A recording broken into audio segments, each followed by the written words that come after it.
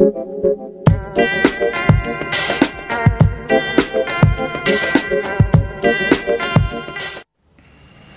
bien, seguimos en 10 en Salud y nos había quedado pendiente una pregunta al doctor Mancelli. Era el por qué ser donante, ¿para qué donar? En principio hay una baja visualización de la necesidad. Es decir, las personas, como fue dicho acá me parece, reaccionan cuando les sucede un caso familiar o cercano y ahí se dan cuenta de que hay que donar sangre y hay que buscar donantes. Los que trabajamos en el sistema de salud sabemos que la necesidad de transfusiones de sangre es cotidiana y es mucha. Tal vez se visualiza más cuando uno habla de un órgano o de una médula y de un caso en particular, pero tendríamos que ver en los hospitales la cantidad de sangre que se utiliza todos los días. Entonces, en principio es el conocimiento de saber que, como dijo Cristina, la sangre no sale de otro lugar que no sea de una persona sana, y de ahí dependen los tratamientos de muchos pacientes en forma diaria. Y por otro lado, para lograr autosuficiencia, es decir, lograr tener esa cantidad de componentes de la sangre disponibles para cualquier paciente en todo momento y en todo lugar. Eso se logra únicamente con la donación voluntaria y habitual. Si nosotros seguimos donando para los familiares o amigos, vamos a seguir donando a demanda. Claro. Es decir, vamos siempre detrás de la zanahoria. Jamás vamos a lograr autosuficiencia. Pero si aprendemos a donar voluntaria y habitualmente, entonces vamos a llegar a esa autosuficiencia tan necesaria. Por ejemplo, la gente que no pueda acercarse el jueves a donar por una cuestión de trabajo, no le dan permiso y demás, ¿puede donar en Carcarañá en otro lado?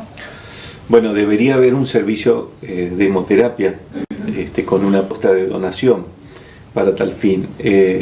Al menos en el hospital acá no tenemos esa complejidad. Los servicios de hemoterapia han adquirido una complejidad importante. En décadas anteriores era nada más que un servicio anexo a cualquier actividad médica. Bien. Hoy en día hay una cantidad de normas regidas por la ley nacional y normas provinciales que hacen que un servicio de sangre deba tener ciertas pautas para poder realizar determinadas prácticas de hemoterapia. Por eso vienen con todo el equipamiento y los profesionales el próximo jueves. Correcto. Y doctor, una vez que la sangre llega al centro, ¿en qué se utiliza? Bueno, se separan en componentes, es decir, una unidad de sangre, que son 400 centímetros cúbicos, 450. Esa es una medida universal, digo, para que nadie diga que dona más o menos, eso es para todo el mundo. Y de ahí se separan componentes, es decir, el plasma, que es la parte líquida de la sangre, los glóbulos rojos se concentran, las plaquetas, que son las celulitas de la coagulación, y por otro lado los factores de coagulación termolábiles.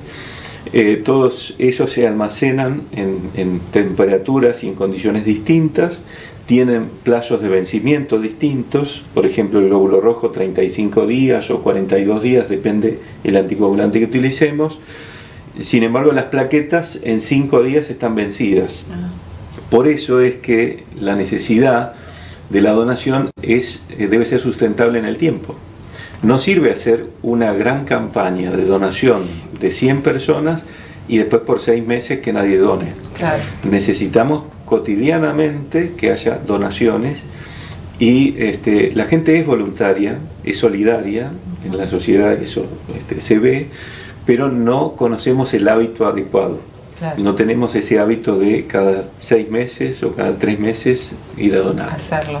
Bueno, aquí se ha hecho en Roldán, en Carcarañá, se ha hecho, lo dijimos, ya esta va a ser la tercera vez, y en Correa hace poco. Y en San Jerónimo. Bueno, por lo menos esto antes no se conocía, no se escuchaba, o sea que creo que va cambiando un poco la forma en que ustedes, la gente de hemoterapia, se acerca a las localidades y la gente se acerca a estos centros para participar. Y como decían, lo importante es el voluntariado, ¿no es cierto? Sí. Y entender lo que significa donar sangre.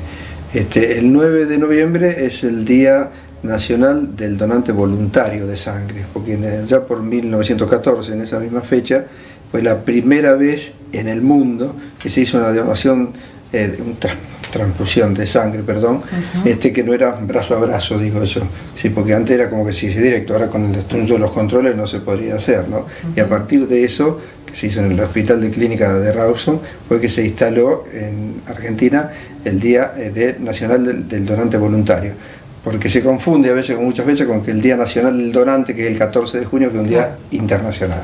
Bien. Cristina, le habíamos contado a los televidentes que hoy iban a haber dos personas acompañándote. Por un lado, el señor Frías y una joven de nuestra ciudad de Lacino. Sí. ¿Nos contás un poquito, brevemente, los casos de los chicos? Bueno, estos chicos yo los había invitado porque el caso de Rubén lo estuve viviendo desde que empezó su enfermedad, sacándole turnos a Centenario, Rosario, al lugar donde le hicieron el trasplante. ¿Cuál era su enfermedad? ¿Leucemia? Leucemia, sí. Le hicieron trasplante de médula. Permanentemente con el registro que tenemos en el hospital le facilitábamos gente para que puedan llevar a cubrir la demanda que por ahí no tenían en el lugar donde lo estaban atendiendo, porque es mucha la demanda de sangre que hay, de sangre, sí. Y bueno, y un día le dijeron que bueno, que ya estaba listo para hacerse el trasplante de médula. Te imaginas la alegría, pero claro, había que encontrar la persona que sea compatible, el donante compatible. Hay muchísimas posibilidades, que eso después te lo puede explicar también el doctor, yo muy bien eso no lo sé, de que un familiar sea, pero hay a lo mejor personas que ninguno de los familiares son compatibles. Claro. Y este muchacho tuvo la gran suerte que uno de los hermanos que fue a hacerse el estudio le dio que era compatible. Bueno, después de muchos estudios, muchas idas y venidas, se realizó hará un mes y medio, más o menos, el trasplante. Hasta lo que yo sé, hace 2 o 3 días había ido a control a Rosario y estaba correcto, el trasplante había aprendido muy bien, se sentía muy bien, estaba muy satisfecho. Bien, ¿y en el caso de Joana? Y el caso de Joana, pobre, es una chica que a los 8 años tuvo un problema, le trasplantaron el hígado, no sé si será parte del hígado o el hígado entero, no sé bien cómo es eso, y ahora cuando fue creciendo hizo un rechazo, entonces nuevamente entró en lista de espera para otro trasplante, cuando ella ahora tiene una calidad de vida buena, pero siempre cuidándose mucho. Sí. Cuidándose mucho. Ella está en la lista de espera. Si llega a aparecer algún donante que sea compatible, que puede ser cadavérico o vivo, o un donante vivo, le harían el trasplante. Doctor, a veces uno piensa eso, ¿no? ¿Por qué no un familiar poder colaborar en algo tan importante? No sucede siempre así, no siempre es compatible. Claro, en los trasplantes hay una patente genética que debe ser muy similar, por no decir igual. En realidad en el mundo no existe una persona igual a la otra desde el punto de vista genético.